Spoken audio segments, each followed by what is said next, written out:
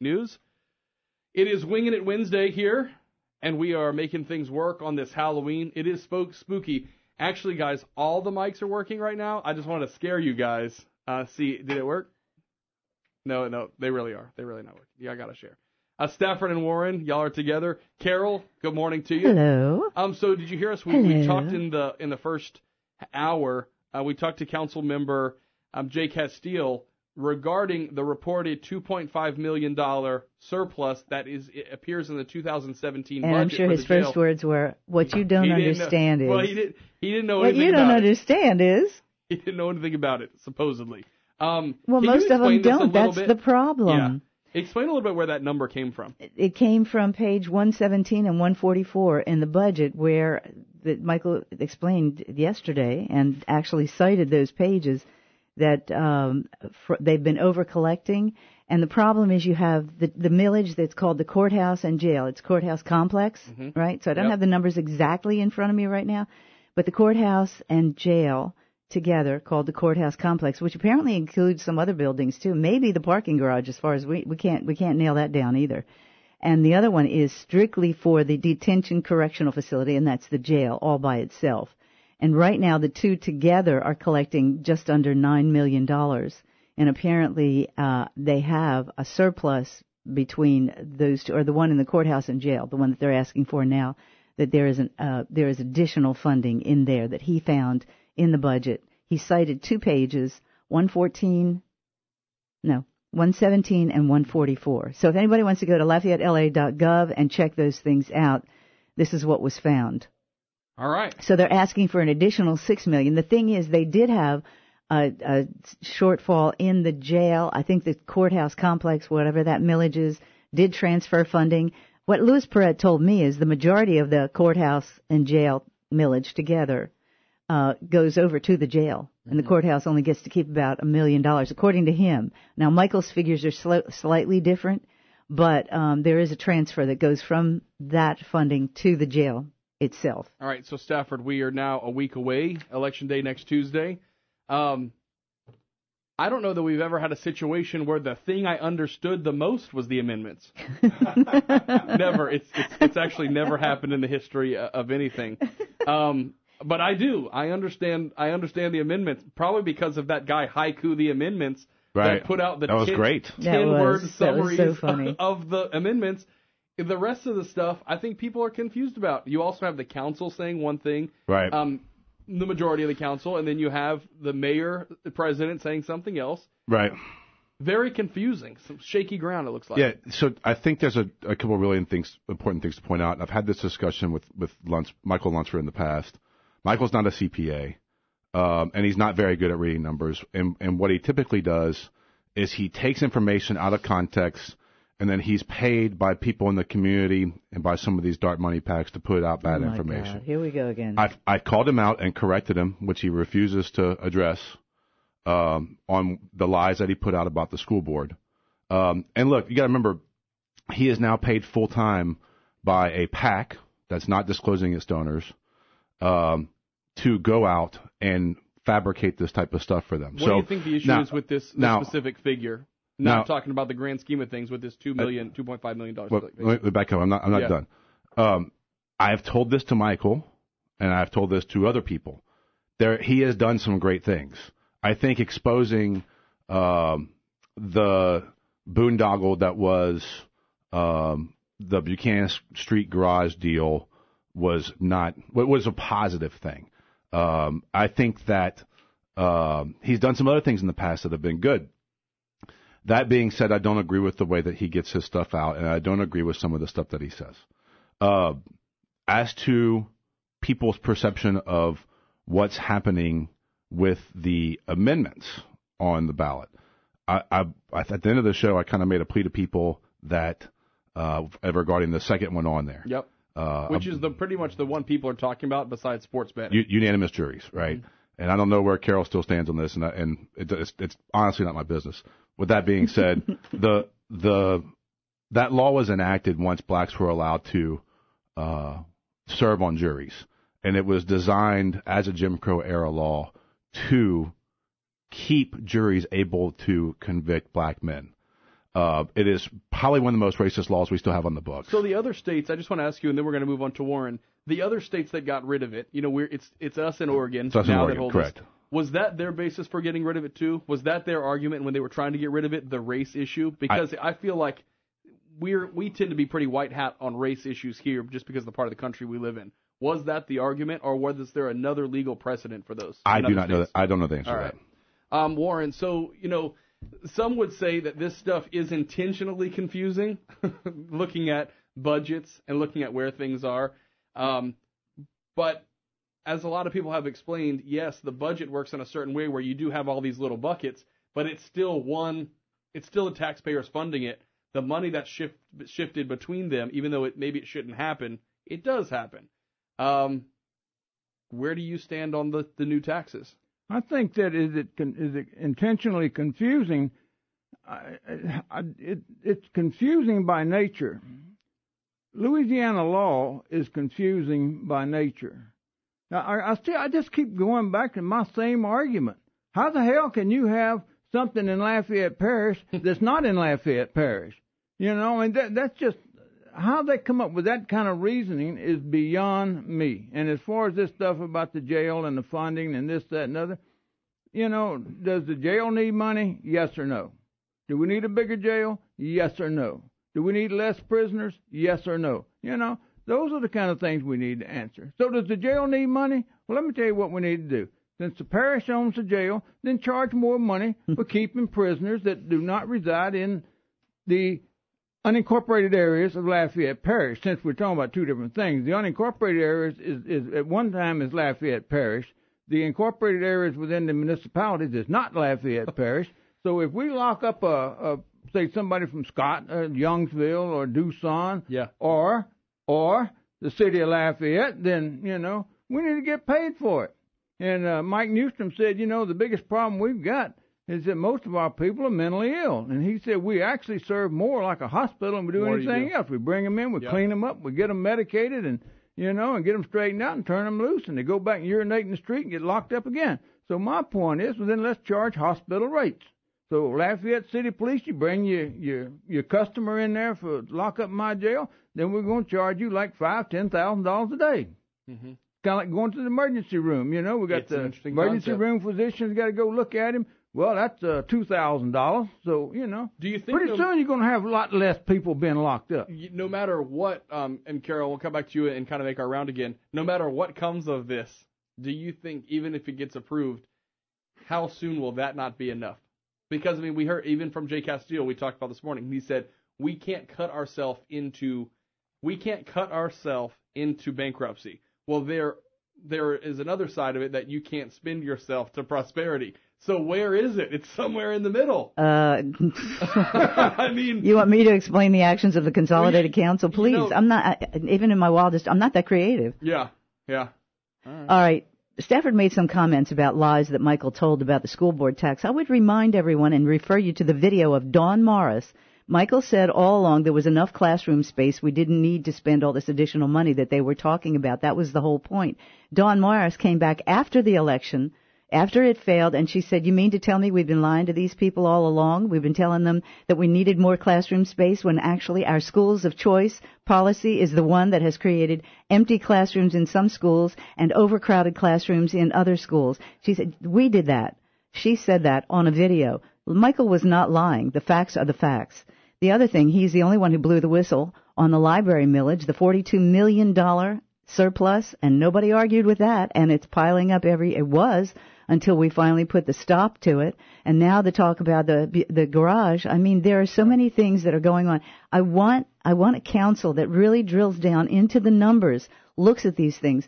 The budget. Do they even have time? Do they really make the time? Because this is the only thing that newlouisiana.org seems to focus on is the spending, the taxes. Well, what else? Do they have time? What else should the council be paying attention to? Our money and how it is spent. That's number one. It's being spent in the right way. Are we taking care of public safety and infrastructure? Those are the two key needs. And by the way, if you go to, it was page 145 or 6, and it says the cost to operate is 6.7, and they go to the next page, to the next that shows what the actual expense was, 4.4. 4 point something. All right, I'll let you wrap. You respond. 4.8. I want to point out a couple of things. So that's not what I say he lied about. What he specifically lied about is he fabricated the MPF numbers because he doesn't understand what the MPF numbers actually are. I brought it up to him multiple times, and that's what he's continuing to do. I want y'all to understand what Lunsford's motivation is and who pays his bills. And you know what his motivation is. So the problem that we have in the city of Lafayette, and we have throughout most of the parish, is we have sales taxes that are through the roof. It's one of the reasons that we're struggling to find another way to do a temporary 1 cent sales tax because you have parts of the community that are at 10.5%. We have limits as to how high we can go. And when we have sales taxes, those typically burden the consumer and the poorest part of our community more. That is not something I'm putting out there for fun. That is an absolute fact. Lunsford's being paid by people who own a lot of property in town to shift the tax burden away from their businesses to the consumer. So understand his motivations when he puts out these flyers and he says, hey, these things are bad, or I found this, that he's being paid to say that kind of stuff by people who, when those taxes are cut, are able to put that right back to the profit side of their profit and loss report. That money is going right back in their pockets. Maybe they invest more into the community. When they drop $20,000 onto paying this guy's bills for the next 9 months so he can go out and fight this stuff, it's so that they can save $50,000 on their tax bill and put it into their profit businesses side. in this hold on, parish. Let's let Warren get involved in this. Yeah, I would like to go back and say one more time, and Yeah. we all have agreed on over and over and over, is that business taxes are not paid by the business. They're paid by the consumers. Whether it's property tax and you rent the business out or whatever, that the biggest problem we got with the sales tax and property tax and everything else is how that money is allocated and what's it being spent on, period. All right, we're going to move on. Can I say one thing? Businesses already pay 2/3 of the property tax paid in Lafayette Parish because we have a rather substantial homestead exemption, which benefits the residential customers. So where are they going to get the money from? They get the money from these assessments of businesses. And by the way, over the past 10 years, there's not a single property taxing subdivision or division in Lafayette Parish that has suffered. Only the Parish General Alimony Fund. All of them have virtually doubled their collections over the past 10 to 11 years. I support removing the homestead exemption. So, all right, well, we'll leave it there. Well, good luck with that. We're going to move on. We'll start with Warren in the next go-round. It's Wingin' It Wednesday, October 31st, 2018. All right, welcome back to Acadiana's Morning News, Wednesday, October 31st, 2018, and we're going to reach back into history. We're going to start with Warren Cottle, who is talking in class. Carol, what are we going to do with him? I don't know. Separate the two of them. Put one in the corner. We can't give detention here. I can't dock your pay. I mean, Anyway, we're back. Warren Cottle, Carroll Ross, and Stafford Barnett here for Wingin' It Wednesday. All right. It's another battle royale brewing, and this time it's between Paul Ryan and President Trump at odds over the 14th Amendment and the president's want to eliminate birthright citizenship with an executive order. Paul Ryan said, no, that's not how amendments work. It's not going to work. We can't really do it that way. Thoughts? Whatever Paul Ryan says, I don't agree with. Okay. That pretty much sums it up. Paul Ryan has shown the world who he really is and what he really is over and over and over. The most worthless Speaker of the House we've ever had. So when it comes down to a debate between Paul Ryan and Donald Trump, I'll take Donald Trump's side any day. Paul Ryan, I said this a couple of years ago, he needs to go back to Wisconsin, put one of those cheese squares, triangles on his head and stay there. And, as far as the birthright citizenship thing, I think it's absolutely the right thing to do. It's the most insane thing it ever was. And I believe we're the only country in the world who's ever just allowed that. Right. And that it is about, we were granting citizenship to kids from people who are in this country illegally, and that, used to, in this country, you could not have dual citizenship. It was against the federal law. And that now, and then also that if you were a dual citizen, you could not have a security clearance. Now we got people all through government who have top secret above security clearances that have dual citizenship. Mm-hmm. Even our own laws, the Department of State says you owe your allegiance to whichever country you hold citizenship with. And so if you got it with two, that means you owe allegiance to both of them. So, yeah, I mean, it's so insane. But, you know, to get back to the real question, they need to get rid of the birthright citizenship just because you were born in this country, period. So, Carroll, the quote was, Speaker Ryan, what do you think about President Trump's move on the 14th Amendment? He says, you obviously can't do that. You cannot eat birthright citizenship with an executive order. You just can't. Well, actually, you can until it's challenged in the courts, and that's where it should go and be challenged in the courts. And when it gets up to the originalists on the Supreme Court, they're going to read the supporting documents, all of which this was a response to it, probably the worst decision in Supreme Court history, which was the Dred Scott case, which denied personhood, I believe, said that slaves were owned by people. I mean, it was a horrible. Right. Well, no, Dred Scott said that they could not be citizens of the United States. Oh, yeah. Okay. So this was an answer to that. And if you read the supporting documents, they said that this applied to slaves, American citizens. If you read the actual language, subject to the jurisdiction thereof, that's the key phrase. And I think if it goes to the originalists on the Supreme Court, which I'd like to see it do, because it would be a great debate. Virtually no other country has this, except Canada and the United States. It's completely insane. I think Australia and New Zealand just did away with it, but no other country has it. No African country has this, no Asian country. I mean, it is totally insane to grant citizenship to anybody. And by the way, there's a whole industry that's going on right now, especially the Chinese. We've read those stories for years, actually. This has been going on. They have actual people who handle all this, like attorneys and all that sort of stuff for lots of money. And the Chinese women come here and they get a hotel room right about the time they're to deliver, and they deliver a baby here, and so the baby has citizenship. It is completely insane. So I think it would be a good challenge to go back to the originalist intent of the amendment, which was to protect people already here, slaves, not people coming in, and it specifically excluded foreign aliens, including the children of diplomats who live here and were born here. So, Stafford, it kind of goes with everything else. We talk about different amendments. Do you think there is a time where amendments like this should be relitigated, re-argued to make sure they're still up to date and they're still being used in that way? I think that's one of the best questions you've ever asked. Oh, well, I picked Halloween. Well, you just got the imprimatur from Stanford. Yeah. Stafford. One day you'll get my name right. Yeah, I know. So, it's because I love you so much. So look, there's a very delicious irony in us wanting to go back and look at the 14th Amendment, but that's because the majority of people that are saying it are the same people that scream "shall not infringe" when you discuss the Second Amendment, right? When people say that, hey, we should look at some gun legislation to maybe change our gun laws a little bit, and they're willing to look at birthright citizenship because they don't like brown people. That's what it's about. Oh my God! Let's be clear. The only people, and this is current polling, the only people that care about immigration are the heavy Trump supporter Republicans. Okay, independents don't care about it. Democrats don't care about it. Democrats care about protecting the dreamers. Independents at one point were moving further to the right. That's how Trump got elected. That shift is definitely going away, and we'll see that on Tuesday. This is a last-ditch effort to try to get the base riled up. We just sent 5,000 active duty American troops to the border. That's more than we have fighting ISIS for a caravan that's not going to be there for 2 months. It's a show. Our military has now been taken to be used as a tool to get out the vote. So, do I think we need to address the 14th Amendment? Personally, I don't. I also don't think we need to address the Second Amendment. I think we need to address our trampling of the Fourth Amendment, right? Our right to privacy.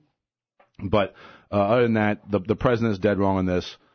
He doesn't understand physics. He's not a very civically minded guy, and we've seen it. That's why he can continue to put out this mass amount of BS to try to get people riled up. Warren, I do want to ask you one thing. In relation to that, should all amendments be treated equally when it comes to looking at them, giving them a new review? Or would people be less skittish about it if it happened on a regular basis, every 20 years, every 30 years? Should amendments what? I'm just saying. So, like you said, folks who don't like when people start to look at or question the Second Amendment, should they all be treated the same across the board? They should be. They're there until they're taken off, and the interpretation of them are decided by the courts. I mean, it's just that pure and simple. As what Carroll says, this has never been adjudicated through the courts. The Supreme Court is the one who makes a decision on these things. I mean, it's the way it is. But I want to say this. As Carroll pointed up one thing, the Dred Scott decision. I have actually seen the courthouse in Thebes, Illinois, where Dred Scott was held. I mean, it is remarkable thing to see. It sits up on the banks of the Mississippi River looking westward, and he was held in a jail in the basement of that courthouse. I mean, it's an eerie thing, and it's one of those things that I agree with, that it was a different day and time, and how you can turn around there and say that, even though slavery was not allowed in Illinois, when a slave hit Carroll, Illinois, they had freedom, and you can sit there and say, well, but you're not a citizen. They were considered citizens everywhere else. Yeah. Carol, wrap this up. May I say this? Yeah. I think it's highly suspect and really offensive of Stafford to characterize millions of people who support Donald Trump as racist and not liking quote-unquote brown people. Give me a break. The other thing is, on the Dreamers, Trump offered twice as many as was originally proposed by Barack Obama to give them a path to citizenship, twice as many. And the Democrats turned it down because they wanted that as a wedge issue. Well, they didn't want the wall. They wanted it as a wedge issue, and they've said that all along. He's offered them a whole bunch of different things. He never got the funding for the wall that he wanted, but they got their Planned Parenthood funding. So let us be clear about, some of these things, and to impute motives to people that you have no idea who they are. So what do you make of the argument about the Second Amendment? Folks who don't like the Second Amendment to be looked at because it's an amendment, it's done, it's there. Well, we've already modified the Second Amendment in many ways by the states. There are states that disallow, and that is the whole point of our federalist system. The states should be the ones who decide, and only those powers granted to the federal government, not already granted to the states, are the ones that the federal government should have. The states are deciding. They already have put limitations. We have limitations on the Second Amendment. Would you support a plan that would let states determine if children born in their state to foreigners are citizens? That's a good question. Might be an interesting twist. I think it should be challenged. 7:38. And the only way that's going to happen is if it gets started with somebody like a Trump who is a catalyst. We do some of these things over and over again, have been done for years. Why? Because we've always done it that way. Yeah. Maybe it should be re-examined to see what's going on here. I quote the estimable Malcolm Forbes. Malcolm Forbes. No, not Malcolm Forbes. Milton Friedman. Milton Friedman. He's Okay. my favorite economist of all times. Milton Friedman, when he says you can have open borders or you can have a welfare state. But you can't have both. And it won't last for long. And that's what we're seeing right now. Look at California. California was always seen as the harbinger of things to come in the country. And what's happening there as a sanctuary state? It's falling apart. That's factually incorrect. Oh, it's factually incorrect. Sixth largest economy independently on the planet. Come down from the mountain and give me the tablets and tell me what's factually correct. Regularly, Carol. And I this do. Is something you making stuff up right now. Read and what's going on. California, if it hadn't had... It's the sixth largest economy independently. Not independently, not the sixth. It's a little bit lower than that. But it's because of the agrarian culture over there, and it's because of those people who want to split away from the coastal communities who are driving the state down. We continue with Wingin' It Wednesday after this on Newstalk 96.5 KPEL. Get some water, guys. Coffee. All right, it's 7:43 now, the Halloween edition of Wingin' It Wednesday. I will say this, it's been the first time in a few weeks that Carroll and Stafford haven't agreed on everything, and I feel like it's like I'm in my own bed, sleeping on my own pillow. Things are back to normal and healthy again. Things are back. 7:43 now. I want to just talk about the news cycle. We had this shooting, terrible shooting, up in Pittsburgh over the weekend. 8 people died. It's almost as if there's so much other stuff going on because the midterms are coming up that it doesn't even shock people as much anymore. You hear about it, you say, that's terrible, but it's kind of the latest in a string of terrible things. Warren, we'll start with you on this one. You think it's just the fast-paced world that we live in now that there are so many different places to get information? And does the gravity of a situation like this do we not learn the lessons maybe we did learn from it because it's kind of in one ear, out the other ear? You know, I really don't know what to say. I mean, it's absolutely horrible. When you take a situation where somebody goes into a place of worship and opens fire on unarmed people, I mean, it's absolutely, it defies logic, it defies everything. I mean, you know, it's just simply a case of pure evil. And that's the only thing I can say. I want to go back to what Stafford said about Trump and the brown people and this another, you know, that some of my closest friends are brown and darker shades. Some of them are completely black. But, you know, if the brown people and the black people are being so mistreated by the Trump administration, why is it that the poll numbers of them approving him are at an all-time high with Republicans and what have you? You know, I think that there's going to be just a lot of people going to be surprised when it comes Tuesday as to who actually votes and how. All right, Carroll? We started talking about the news cycle, but you can pick up wherever you want. Well, it's a despicable act, and it has to be denounced by all of us, and it has been denounced immediately by our president. As Sarah Sanders pointed out, Trump denounced what happened and has been probably the most pro-Israel president ever. He moved the embassy to Jerusalem, which had been promised over and over again, never done. He has key people in his cabinet. His daughter and son-in-law are very faithful, practicing Jews. The whole meme out there that Trump is anti-Semite, fomenting hate, that's a hard one to etc. argue. There's a lot of things you can argue, I think, but that's one. Given his daughter. It's terrible. It's a terrible thing for them to jump on that, as they do on. But it's totally expected by those of us who support the president. Many of his policies, we don't always support his tweets, but we support his policies. Look at the end result. I've had so many really nice and well-spoken, and, you know, as our former president was, very well-spoken, very well-dressed, just Mr. Joe Cool and all that, and did some terrible things to this country. This one, maybe not so polished, but I'm telling you what he's doing, and what he's doing for those brown people and black people and Hispanics, etc., is helping them up. Their unemployment is the lowest in history. They are creating new jobs in the Latino and black community. So Trump, when he said, you know, what have you got to lose? Trust me, I'm going to try to do something for you. I think they are, and I think you're going to see that more and more. So to characterize Trump as a hater, to characterize all of his supporters as haters, yes, it's overcome. I mean, it's a horrible, horrible thing. The worst massacre of Jews in this country ever, ever. And it should be denounced by everyone. And by the way, the rising anti-Semitism in this country is not on the right. It is not on the right. It is on the left, and that is well documented. Louis Farrakhan gets out there every day, calls the Jews termites, and many people cheer him on, brown and black. Well, but do you think it's kind of like the guy who sent the bombing packages? I have stood by ever since those happened to say I don't think either side should have to own this. Absolutely not. I mean, I don't think either side should have to own anti-Semitism either. Do you remember all of those threats against synagogues that were being phoned in? You know who did that? 90% of the threats that during that time period, it was several years ago, by a mentally deranged American Jewish young man living in Israel. He called them in from Israel to try to cause trouble. The other thing was, do you remember the black scrawlings on the church, on the side of the white church? Yeah. It was a black church, white building, big black words, all, hate blacks and all that kind of stuff. That was a black man who did that. It is really hard to impute motives to leaders. Yeah. I mean, nobody blamed Bernie Sanders when Scalise was shot, and that was the right thing to do. Do you think, though, that either side deserves to, you just said most of the anti-Semitism is coming from the left.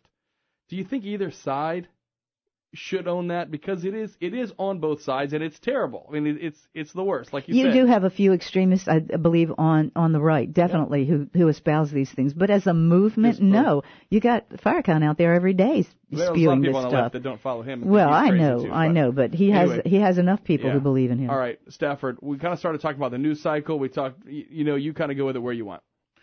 Yeah, look, what happened with the synagogue up there is terrible. And I'd like to point out that it's disappointing to hear us have this conversation when Carroll turns around and says, the real victim here is Donald Trump. because that's I did not say that. That's what, and you just sat there and spent the 10 I minutes said that talking the about media Donald Trump. blames him for all kinds of things that he's not responsible so for. 11 people you want to had their argue lives, with that?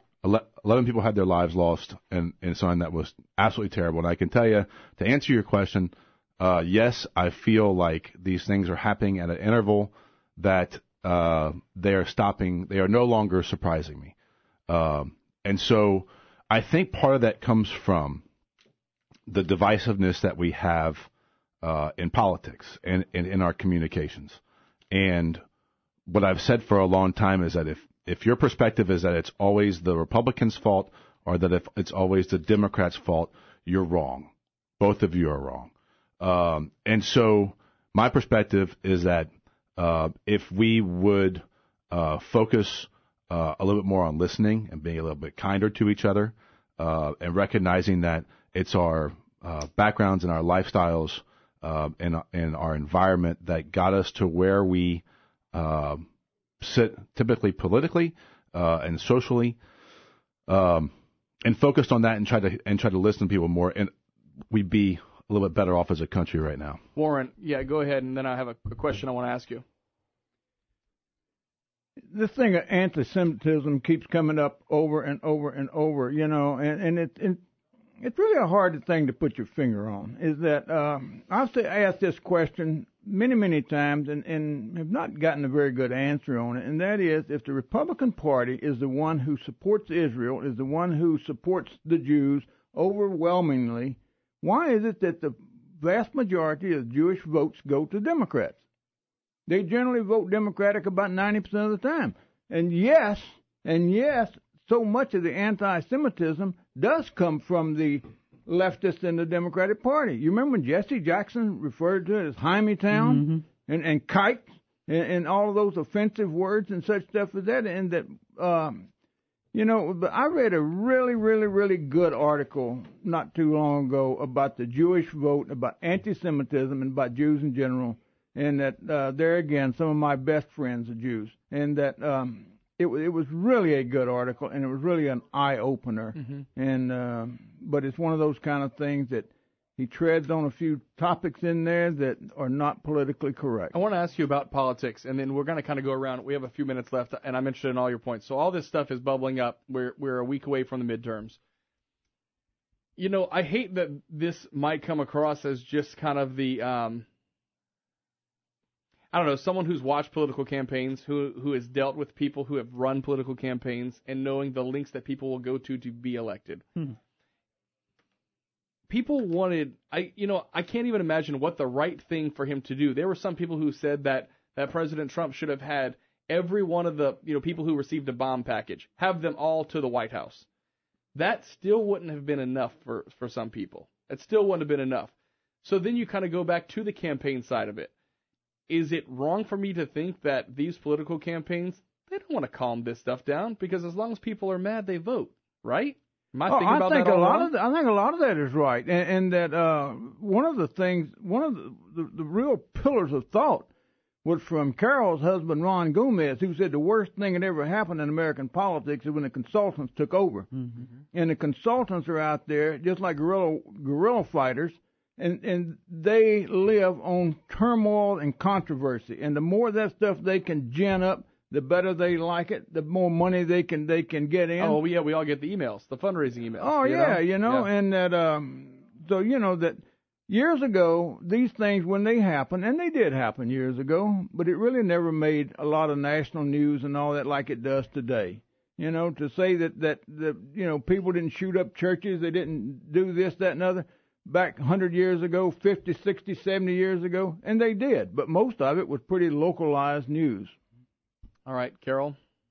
Well, I don't know. What was our topic? about the campaigns, why would, in the middle of a campaign, would you try to calm people down? Because that passion usually turns into votes. Well, I think it'd be difficult to calm people down in the middle of a campaign.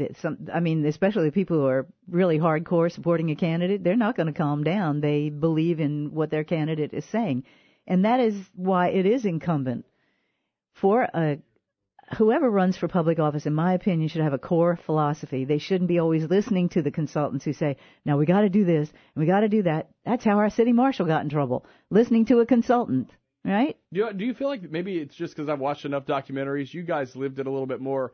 I feel like Reagan was someone who people wanted him to be harder on things than he was, because that's not how he wanted to handle things. They said that about Bush as well. And listen, any Republican in the past who never really fought back, Reagan could do it because he had the big voice. He could go out above, even with the limited media that was available at the time. He was so congenial. People really liked him. And remember, it was not as polarized a time as it is now. The Democratic Party back then, when he and Tip O'Neill could go and have a beer, is very different from the Democratic Party now. Some of them wouldn't even go to the inauguration. Some of them would refuse to acknowledge the fact that Trump won. The only difference between those past Republicans and this one, he's fighting back, and they don't like it, and their friends in the media don't like it. It's 7:55 now. I spared you guys the fourth topic, which was a woman in Wisconsin who has claimed she has had relations with 30 ghosts, is now engaged to one. There you go. I wish them well. I thought you was going to say about the woman accusing Robert Mueller of sexual misconduct. Yes, that's another one. That's another one, too. We must believe the victim. All right. Stafford, would you like to wrap us up on this Halloween? Have a safe Halloween. Trick-or-treating hours are from 6 to 8 p.m. Yeah, that's what this call is actually about. For the Second Amendment, remember what I said earlier, or the second proposal in there. Let's get back to unanimous juries like the rest of the country. Bring us out of the dark ages. This afternoon, the Ross Report at 2:00. Oh, and sports betting. And sports betting. I got $50 on the Saints win the Super Bowl at 10-1 coming up this year. And so if we don't get this passed, I might be a felon when all said and done. There you go. All right, we can only hope. 7:56 now at Newstalk 96.5 KPEL, Wingin' It Wednesday, brought to you each and every week by our friends over at LABI. Make sure to make it a safe Halloween. We're back with more Acadiana's Morning News coming up. News at the top of the hour and a look at that forecast just ahead.